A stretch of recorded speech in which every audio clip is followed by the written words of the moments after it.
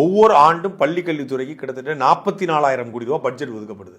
இது எதுக்கு ஒதுக்கப்படுது? கிட்டத்தட்ட இந்த 2021 2024 இந்த 4 ஆண்டுகள்ல பள்ளி கல்வித்துறைக்கு மட்டும் கிட்டத்தட்ட நெருக்கி 2 லட்சம் கோடி பட்ஜெட். 2 லட்சம் கோடி ரூபாய். 2 லட்சம் கோடி. 10 லட்சம் ரூபாயில அருமையான காம்பவுண்ட் கட்ட முடியும். இந்த காம்பவுண்ட் தொட்டா கைப்பிடி சுவர் இடிஞ்சு விழுந்து ஒரு மாணவன் இறக்குறான் அப்படின்னா நீ எந்த லட்சண மயிரில் அந்த காம்பவுண்டை கட்டி வச்சிருப்ப? அதை கட்டின கான்ட்ராக்டர் யாரு? அவன் மதிய உணவு சாப்பிட்டுட்டு இருந்திருக்கிறான். இவங்களுடைய இது ஒரு மரணம்னு சொல்ல முடியாது. இது கிட்டத்தட்ட ஒரு படுகொலைக்கு சமம்.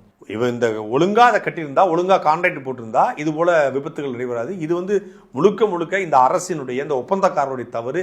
இவர்கள் லாபம் சம்பாதிக்கணும் அப்படிங்கிற வெறியில அவர் எல்லாமே நீங்க அவசர இந்த ஆட்சியில இந்த 4 ஆண்டுகளில் இந்த 15 ஆண்டுகளில் திராவிட திமுக அதிமுக ஆட்சியில கட்டப்பட்ட எத்தனை பள்ளிக்கூடம், எத்தனை பாலம், எத்தனை சாலை விழுந்து விழுந்து விழுந்து. ஏன் இப்ப நம்ம சமீபத்தில் திருவண்ணாமலையில போன ஆண்டு மலையில 3 மாசத்துக்கு முன்னாடி கட்டப்பட்ட ஒரு பெரிய பானை விழுந்து ஆத்துக்குள்ள அடிச்சுட்டு போச்சு.